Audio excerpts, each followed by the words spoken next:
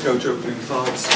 I think you look at this and we've got such a young team and a lot of guys, and I think it took a lot of courage for us to come out here to play this game and, Duke's home opener like this, and we hung in there, and, I think there's some things for us to build on. Clearly, Coach K's got that team playing so hard. I mean, they are committed, and that's what Duke always does. And obviously, we weren't able to get into any kind of offense whatsoever, and they sped us up. And we knew that would happen, probably even to a larger extent than we realized. But again, I really like my team. I thought our young guys got a ton of experience out there today, and I do think there's some good things for us to build on. And this is such a great environment. There's nothing that these guys will see. You got all these freshmen, young guys come out here in their first game on the road in college basketball, and it's like welcome to the big time, guys. And so, I made that decision to put him in this environment, and I don't regret that a bit because I did see a lot of growth out there from those guys, and we're going to learn from this a ton, and this is going to help us as we get better and better, and I think our team's got a chance to compete come league play. I really believe that. Talking to you before the game, you said you wanted to see consistent effort, didn't want to see any runs where they got, breakaway dunks, stuff like that. Did you feel like the effort was consistent? I did. I thought, obviously they scored out of our offense. Sometimes the turnovers, it's hard. But I thought there were stretches in the game, especially in the first half, where we got back and we got our defense set and we made them work late into the shot clock and we were able to contest shots. And I thought our rebounding effort was pretty good, at times. So I thought there were stretches where defensively we executed exactly what we wanted to do against this team. So I think that's something that we can really build on that way. So I think there were stretches that I really, really liked.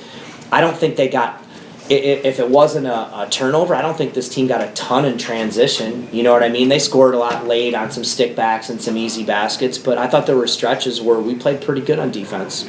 Is it a little eye-opening for the young guys, especially how, a little mistake, in some games doesn't cost you. In this game, it can lead to a big run? I would say that's a big yes. But I know that. I've been around the block and these guys. But you know what? The pressure bothered us like it did, even more than I thought it would, and we probably should have made an adjustment even quicker on the press offense. But, man, those guys, they just closed the gap so fast, that you're not used to seeing, and did a little bit better job in the end of the game that way. But yeah, it did. But the guys, the freshmen, they didn't quit. They kept playing. We missed a lot of open shots too, we did. But, hey, that's what you get when you sign up for this.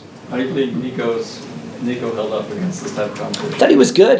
Probably another thing, we finally were able to just do something simple and throw him the ball a little bit, and I thought he made some good passes, and he was aggressive. You can already see, you guys have watched him back in Fort Collins, he looks a lot more comfortable from the free throw line, already, and he's finally gotten healthy, and he's really repping it, and I thought he stepped up there tonight in a really tough environment and looked a lot more comfortable than he ever has that way. So I think that's a great thing for him and for us moving forward. Coach, at the beginning of the second half, you had him on the block a couple of times, 2 in a row, and I think he scored, and then I think he made a good pass to the opposite corner.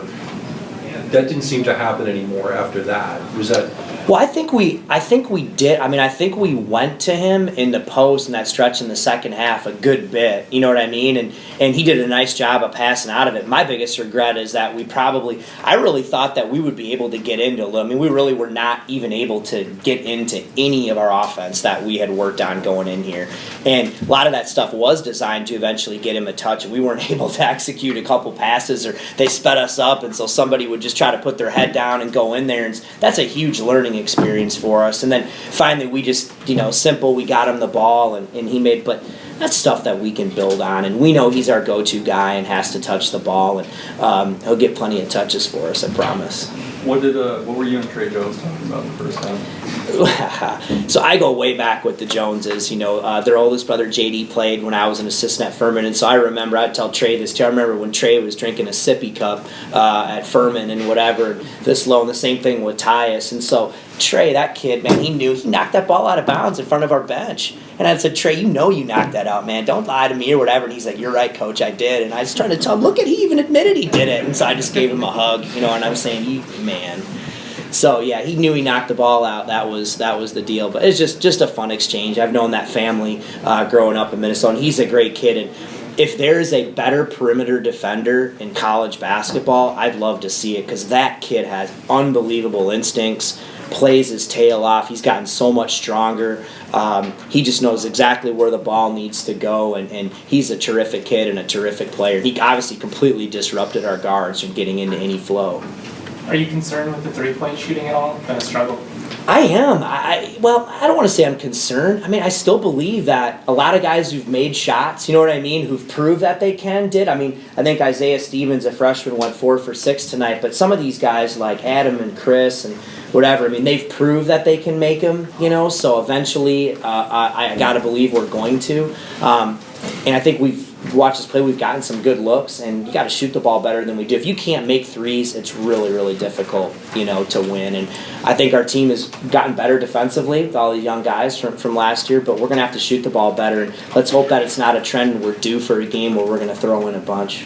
What's the next step? What do you need to see from these guys to use this experience positively? Oh, I think, you know, win or lose, that's what you do. Well, I don't worry about that with these guys. I think we'll go back and we'll get ready. We play Omaha on Wednesday at home, and there's 30 games, you know, whatever on your schedule, and win or lose, you got to learn from what you can and move on. And I think they will. This group is coachable, and I think they want to get better. And Bill realized as the season went on that this will help them a lot more than they realize even today. I know that.